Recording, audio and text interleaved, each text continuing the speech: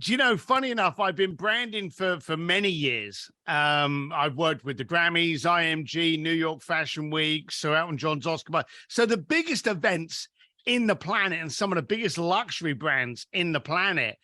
And it all got summed up about a week ago by a guy that installed a pizza oven in my garden.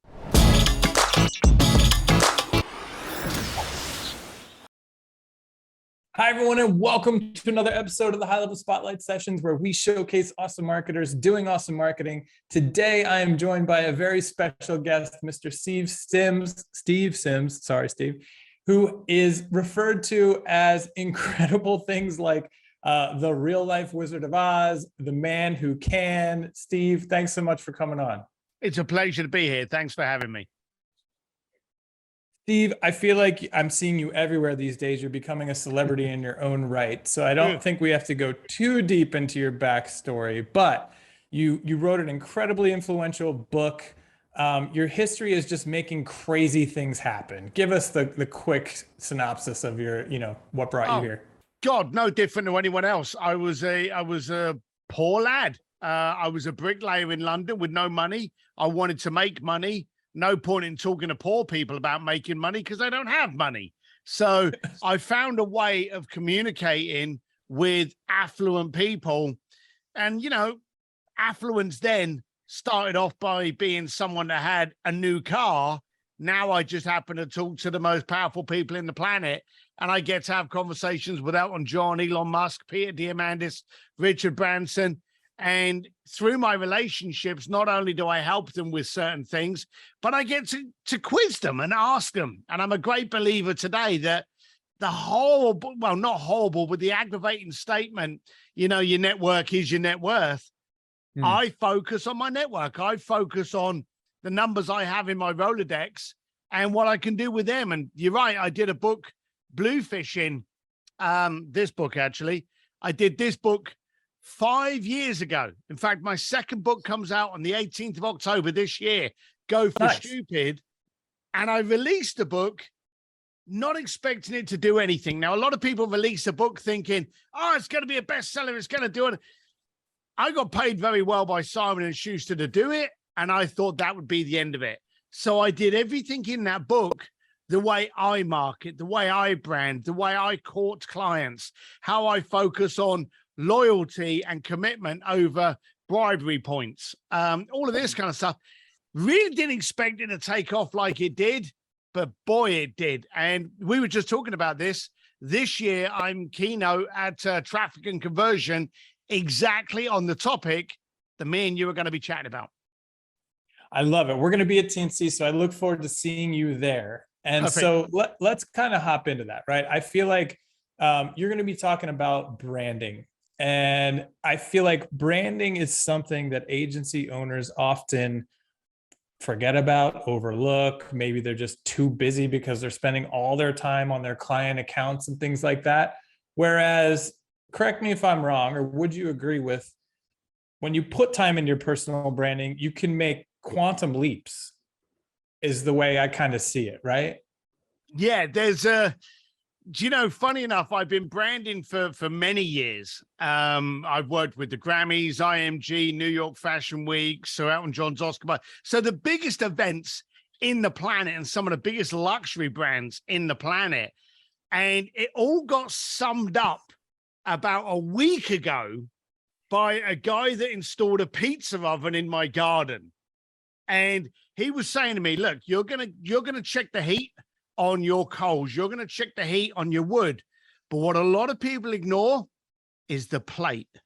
The piece that the actual pizza sits on, that's got to get up to heat. If you focus on that, your pizza will taste better, will actually cook faster, and you'll be able to do repeat pizza. So focus on your plate, not on everything else around it.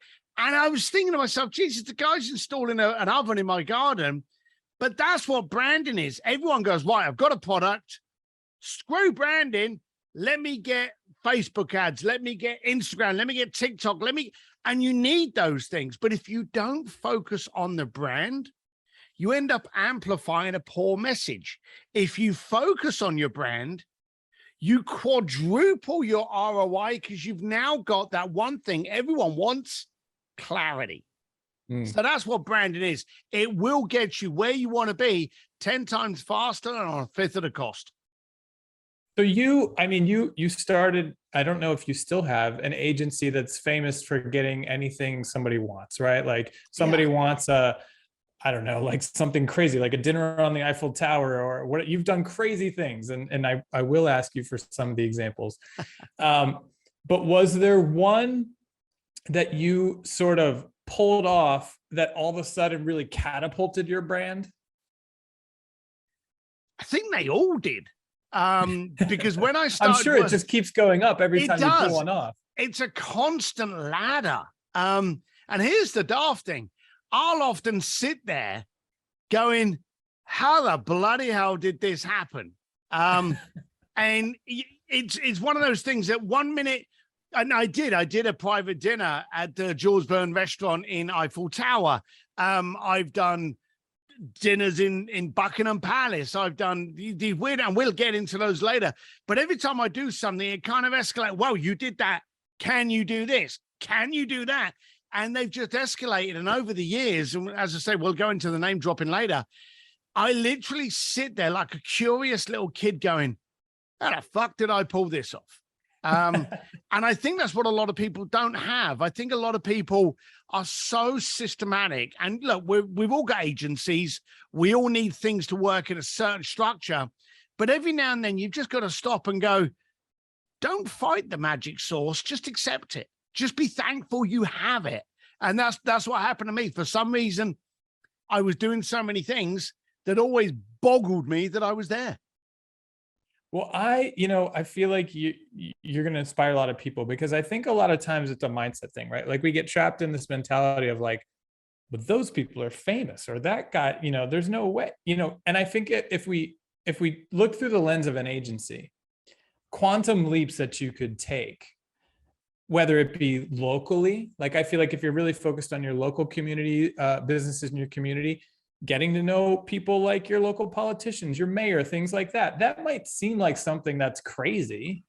But I think if you talk to someone like you're like, that's not crazy at all. I mean, when in life did that shift in your brain of like, I could probably make that happen? I mean, that doesn't seem impossible. So here's the funny thing. It hit me like a ton of bricks 7 years into a hugely successful business, which is a funny time frame for it to be happening. And I can still remember the desk I was sitting behind when it hit me, and what my wife said to me that made me bowl over. And I was living in Switzerland at the time. So again, go back to the beginning. As a bricklayer with no money, my job was to learn how to make money. You can't learn how to make money from people that have no money. So my goal was to get into affluent networks. How many agency owners go, hey, I've got a great service, a good product, and then the next thing they start focusing on is payment plans? Well, I've got this product and you can split the costs over 4 pay. Screw that. If you start marketing and attracting clients where money is not in the question, you can start focusing on becoming more of a value. So I learned very early on, don't talk to a poor person. And I know this is rude. We've all been poor, but don't talk to a poor person because they can't afford you. Speak and attract to an affluent person where they're going to be focused on the value, not on the invoice. So I started doing that at the beginning with my concierge firm. And I'm going to say it openly, and I've said this before on a few other podcasts. I didn't want to be a concierge. I didn't want to launch a concierge business. I didn't want to be the man that can. I didn't want to be the nice version of Ray Donovan. I didn't want to be any of this shit. I just wanted to speak to affluent people and speak to Elon Musk and go, hey, how come you're successful and so many people are not? Richard Branson, Elton John, and people you've never heard of before that are more affluent than them. And I got into this, if I can look after you by helping you meet Beyonce or helping you, play piano with Elton John, then, hey, that's great. But really, I'm just looking for that conversation. And so as it was growing, I got to ask these people, and then Claire said to me, we were 7 years into this. And here was the dumb thing. We were living in a penthouse in Geneva. And I said to my wife, for the last 4 years of those 7 years, babe, I know it seems like erratic business, and I'm flying off to Macau. I'm flying to Monaco, London, Stade, Palm Beach. I'm traveling all over the planet with these wealthy people. And I'm apologizing to Claire, my wife, going, hey, don't worry, it'll all settle down and I'll get a real job with one of these people I know. And she came up to me, and because I was not looking at the people, I was looking at the benefit, I never got intimidated.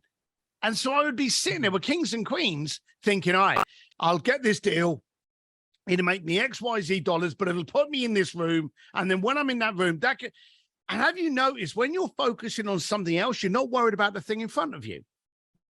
So all of a sudden, Claire stood there and she's like, you're phoning this person. You're texting that person. You're emailing that person. You're popping out for drinks with this person. And she went, nobody else does that. And I suddenly went, shit. And you know, seriously, it bent me out of shape for about 6 months because I started focusing on the wrong thing. And it started intimidating me. And there's a long story I shared in Bluefishing about how I actually took out all my earrings, covered up my tattoos, and started wearing suits because I thought to myself, shit, I better fit in. And that was the worst period of my life.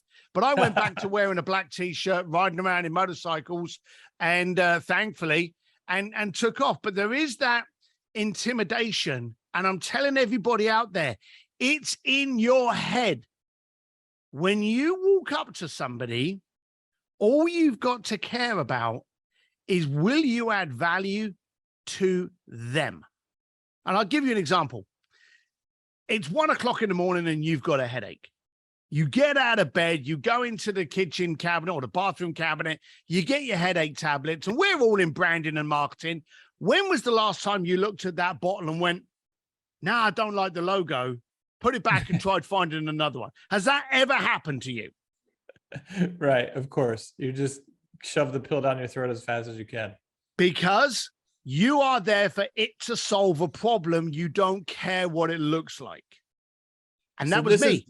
This is leading into what I was going to say, okay, if we think metaphorically about like cold outreach is something that we do all the time as marketers, right? And I feel like two approaches that work really well that we've had a lot of people talk about is, one is leverage somebody who knows the contact, right? Have them make the introduction, or just reach out with some form of value. Hey, I want to provide this value to you. Which of those two paths is the one you think is most effective when you sit down to say, okay, how am I going to make this crazy thing happen? Easy. Both of them. And I know that's not the answer you want, but there's nothing better than me getting, say, Roland Frazier, Ryan Dice, Joe Polish, introduce me to you to solve your problem. Okay. Okay. Double. Then I just come in and go, yeah, I believe you spoke to Joe. How can I help you? So and here's a weird thing. I had my website, this newfangled thing called a website, built for me in 2000. Okay. And I think it was at the time when it was like 20 grand for like one page. It was those stupid periods. And I did a show. I was actually working in Monaco, and I got asked to do a breakfast TV show. And they were interviewing me in breakfast TV in England. And this was my stupid point in my life that I thought my family in London are going to be impressed with me now. Well, my family are Irish, and the Irish ain't fucking impressed with anything. So I just got annihilated of how fat I looked on TV. But during the interview, the woman turned around to me and she said, "You're so exclusive. You don't even have a phone number on your website." And I realized that we never did. And you know, the funny thing is, after that day, we never did. We never added it because all of our business came from referrals, and there's never going to be anything better. But you know, the dumb thing is, how many times do you actually go back to your people that have spent money on you and ask them to refer you to 3 other people? Now, there's a lot of people out there, and they go, oh yeah, I just deal with referrals. And they don't. They're lucky. But how many times do you push it? I will literally send out a book, not mine. You know, I'll be speaking on stage with a guy. I'll go, hey, that's a great book. I'd like to buy 20 of your books. I'll send them out to my client going, hey, I was speaking at an event. This guy had something good to say. I go on to sign a book and I'm sending it to you. Oh, by the way, how's XYZ that we did with you? And I own Sims.media, so I own a marketing company. How did we do for you? Oh, it's great, Steve. I'm going to ask you now, do you feel comfortable enough, based on what you've just told me, to introduce me to 3 people? And actually ask them. Now, you will get people go, no, but is there any better reference than someone that's actually spent money on you? Yeah, absolutely not. No, but so many people don't do it. So it's the simplest thing in the world, but people don't do it. And is there any argument out there that a referral isn't the best marketing in the planet? Of course, no, absolutely. I mean, there's nothing better because they do the selling for you, right? They show up interested and ready to buy. And I think that's a really practical piece of advice. Hey, you do a good job. Specifically say, would you mind recommending me to 3 people? Like that's, to me, that seems pretty interesting. Well, here's that. On that note, then we want to help the people listening to this. Okay. Sure. How many of you out there, and I'm talking to you people listening now, ask for referrals as the footnote of your email? Right. You know, hey, how's the dog? Did everything go well? Oh, yeah. P.S. If you know anyone that I can help, send them my way. You're a fucking moron. Make it the sole single subject and topic of your email. Hey, we're expanding and we're getting tight on how many clients we can receive. I really enjoyed working with you, and I'm going out on a limb and thinking, if I like working with you, people who you work with, I may also get on with. So would you mind introducing and make it the sole single focus of your client? Show exclusivity, show the elusivity that you're actually reducing how many clients. I'm only taking on another 7. I like you. Do you have 6 other friends I should speak to? You know, do that kind of stuff, but make it the sole single focus of your email and not a footnote that no one will ever read. I love that. And I think that's very practical. Let me ask you a question about something that may seem impractical. I feel like if we think about the industries we work in, right? A lot of our people in our community, we talk about niching all the time, right? Oh, I'm a marketer. I work with medical spas, or I work with solar companies, or I work with whatever. I don't think most of us spend time thinking about who are the celebrities of this industry that if I had a picture with, I'd be able to leverage. And then all of a sudden people are coming to me, right? Yep. Because I think we both agree, if you can get to a place like you described, where people are just coming to you and you can't even keep up with that demand, it's such a better position than the world of having to cold call and scrape. And you know what I mean? You're quite a sharp dude here, man. You are 100% correct. I've had photographs taken with me because we know the game. You know, your proximity is your value. So I've used to death pictures of me and Richard Branson, pictures of me and Elon Musk, pictures of me and Elton John, but pictures of me and people like Ray Kurzweil that a lot of people wouldn't know, Ryan Dice, Roland Frazier, Joe Polish, people like this, that to some people, massive superstars in that sandpit. To other people, they're like, well, who's that? You know? So I would, and you're right, as you said earlier, this could be the head of the better business bureau in your neighborhood. This could be the local town mayor. This could be the head of the PTA. You know, whoever is an influencer, whether or not they have 10 people following them or 10 million, speak to them, offer value to them, and work with and through that credibility. Because let's be blunt, let's picture this, and then I'll shut up. Sorry for rambling. No. I'm on your show now. I guarantee you there are people out there that are kind of like, the guy's weird. I don't know if I like him or not. But they may still be here. They're not here listening because it's me. They're here listening because you thought I was enough value to bring on the show. I'm credible just by turning up. Right.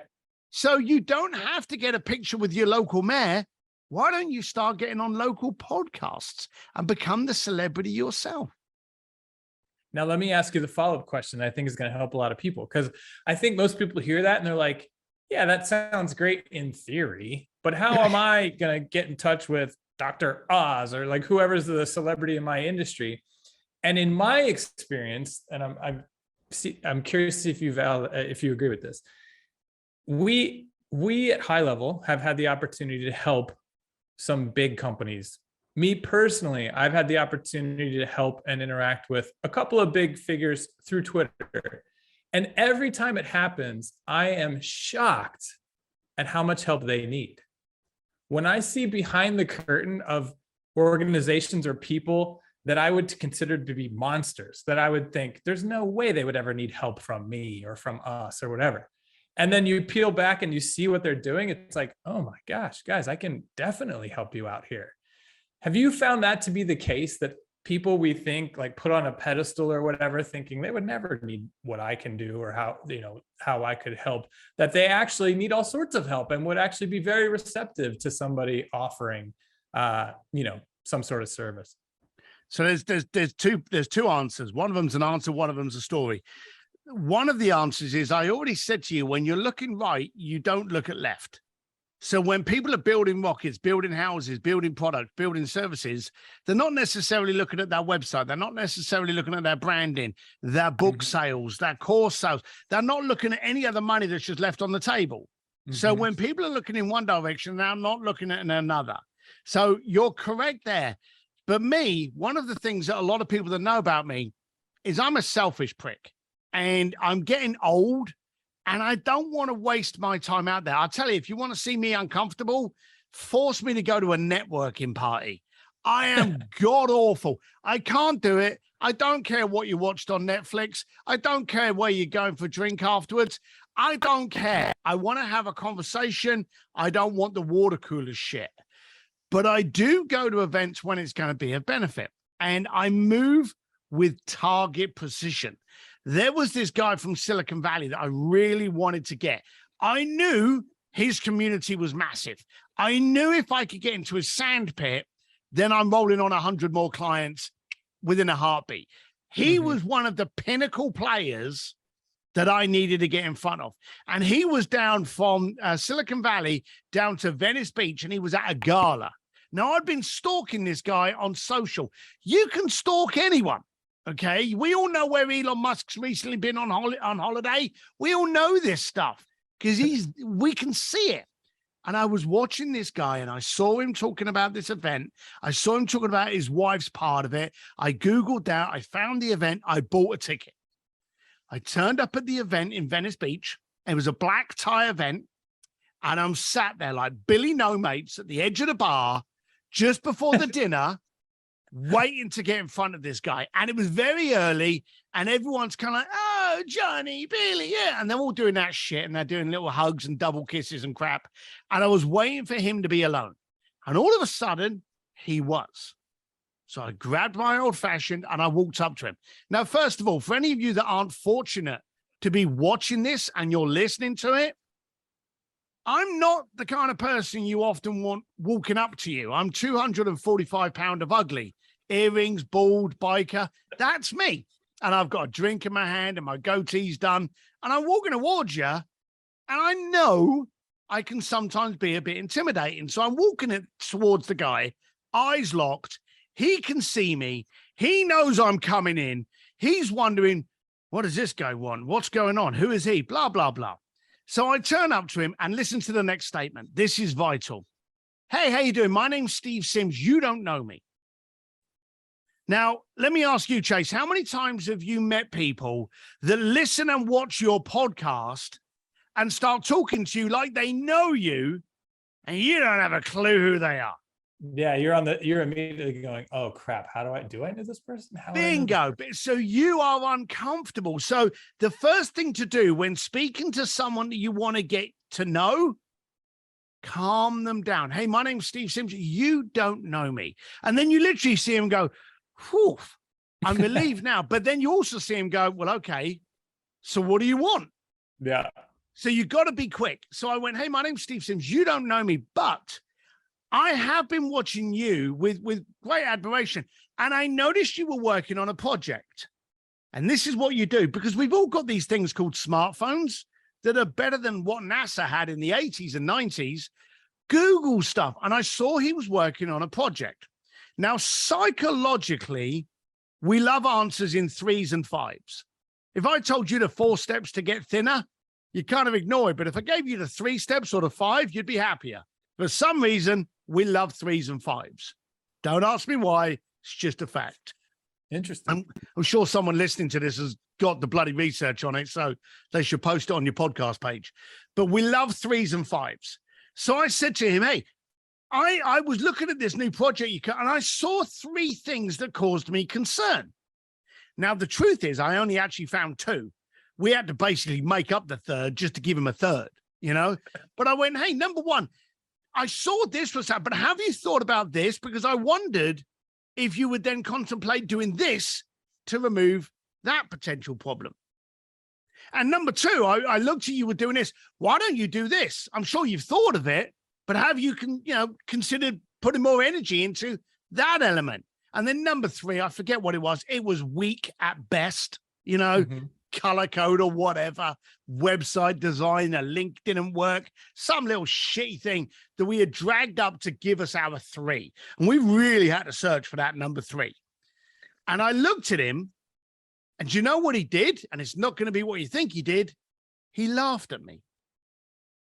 Now, I'm a big, ugly fella, and this Silicon Valley nerd is laughing at me. And I'm thinking, well, okay, that didn't go as planned. And then because he's laughing, about 5 of the people that are stood around him that are all with him and bowing to him, they started laughing at me. So I've now got a small crowd laughing at me. And of course, everyone around is looking at this guy who's someone laughing. I'm like, oh, shit. And so I'm like, oh, well, screw it. You can't win them all. And I turned away to go back to the bar to finish my drink and to go home. He put his hand on my shoulder. And I turned around to look at him. And now I'm being laughed at. And now he's got his hand on me. So the old door, I used to be a doorman. So the old doorman's kicking into me now going, this better change quick or it's going to get ugly fast. And so I'm giving him a side look and he went, no, please stay here. I thought, all right, I'll give it another couple of seconds. And I'm looking at him and he said, you know, the funny thing is we shut that project down 6 months ago and we shut it down for reason number 2 that you gave us, that you also gave us a solution to. Do you know the funny thing? None of these arseholes here, pointing to the guys laughing, came up with anywhere even near that answer. Now, all of a sudden, they're not laughing. And he turned around and he said, you can't help me with this project. I don't go back to a dead dog. I remember him saying that. I don't go back to a dead dog, but I like the way you think. Would you consider being on retainer to look over my future projects? Wow. That was 6 years ago. And I got the latest project, I think about a month ago. And I get about 2 a year that I have no freaking clue what they're doing. This is science beyond me. But the bottom line of it is, if you can't explain it to an 8-year-old, you can't explain it. Mm-hmm. So when he writes out to me, I'll go back to him and go, I didn't understand this area. You lost me here. And they will reword it so an 8-year-old can understand it. And then they'll go out and raise money or market it. But I've been working them for 6 years and quite healthily on that basis. So show up as the solution and they will not care what the packaging looks like. I absolutely love that. And I would say, I don't know, are you big on Twitter? Do you spend a lot of time on Twitter? I'm on all social platforms. I'm Steve D. Sims, absolutely everywhere. I'm on Twitter, Instagram. I suppose I'm biggest on Instagram, but I share across all. Well, I've always found that people, even celebrities, are approachable on Twitter for some reason. Oh, yeah. It's like nobody gets DMs, and when you do, you're just like, oh, okay, I'll read it and take it seriously. It's very, so I feel like you don't even have to fly across the country and buy a ticket to a gala.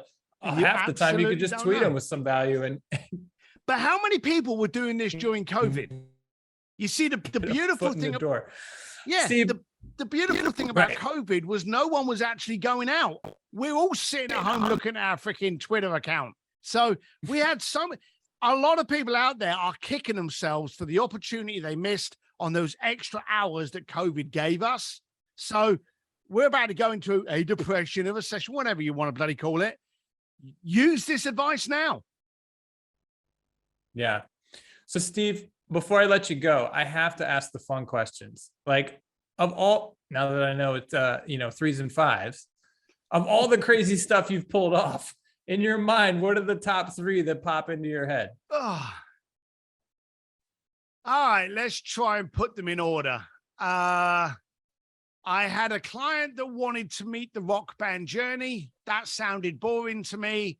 So I put him on stage in San Diego in front of 15,000 people, and he sang on stage with Journey for 3 songs, and is deemed now as the shortest term lead singer of the rock band Journey. So that's number 3. Number 2, I had a client that contacted me because they wanted to get married in the Vatican by the Pope. And number 3, and I just like this one because I love Florence. A client wanted to have a romantic dinner in Florence. Again, that sounded boring to me. So I closed down the Accademia de Galleria, which is the famous museum that houses Michelangelo's David. And at 9 o'clock at night, they turned up to their own museum. And I had a table of 6 set up at the feet of David. And then as they're eating their main course, I had Andrea Bocelli come in and serenade him. That's unbelievable. Talk about the most romantic dinner of all time. That's incredible. Yeah, it was pretty cool. Do you have any that may not even be in the works yet, but you're like, someday somebody, I'm going to lay that experience on them and it's really going to take it to another level? Do you know, I don't. What I'm focused on now is that I think I mentioned it before, that on the 18th of October, my new book, Go for Stupid, comes out, which basically is the mindset that it takes to do what other people conceive as impossible. Mm-hmm. So when you start opening up your mind to what is possible, then nothing becomes impossible. So if I had that moment of, oh, one day in the future I'm going to do then that one day would have to be tomorrow, because there's many people that have a short-term, medium and long-term goal. I have the attention span of 2 days. So if I suddenly go, hey, this sounds great, I have to start putting it together. But what I've really found is my concierge days have kind of gone behind me now. And now I work with businesses and brands and companies. I'm finding that enjoyable in being able to take people and going, hey, everyone's doing Facebook marketing. No one's doing your branding. Everyone's doing this. No one's doing that. And I like to get people out there branding in the true form, the experiential emotive triggers and how they should do it, both online and, very important, what a lot of people ignore, offline. When the world suddenly gets a power cut, like we all survived during COVID, can you imagine if we had had no internet? That would have been, people would have cried. But you know how powerful you are when you don't need the internet. Sure. So we focus on helping people brand digitally and non. Well, we took a page out of your book, and when we started, because our branding is, I don't know how long ago, but we reinvented our brand with a space theme. We have a robot astronaut. And we, for our affiliate program, you know, some of our affiliates are achieving incredible heights, right? And we're like, well, what could we do that would be insane, that like would just be nuts as a reward? You know, people have given away cars. That's not new. You know, we do that too. But we were like, well, what if we actually took people to space? And we're like, that's insane, right? And we started looking into it. And to be honest, it's not that insane. Like one day we'll probably take someone to space. Yeah. So, Steve, I got to ask you one more fun question before I let you go. Of all the famous people that you've met, who was the coolest in real life? Oh, dear Lord. That's a tough one. I will say that there's a lot of famous people I've met that I've walked away from going, that wasn't worth the wait. But I think some guy that I really truly connected with and got on with very, very quick, just in his mannerisms, his addiction to his people, his commitment to connections, was Jean-Paul de Joria. And a lot of people don't know who he is, but he's the man behind Paul Mitchell and Patron. And he's a really fantastic guy. And when he talks to you, you feel as though you're the only person in his world at that moment. And so I was very starstruck by him.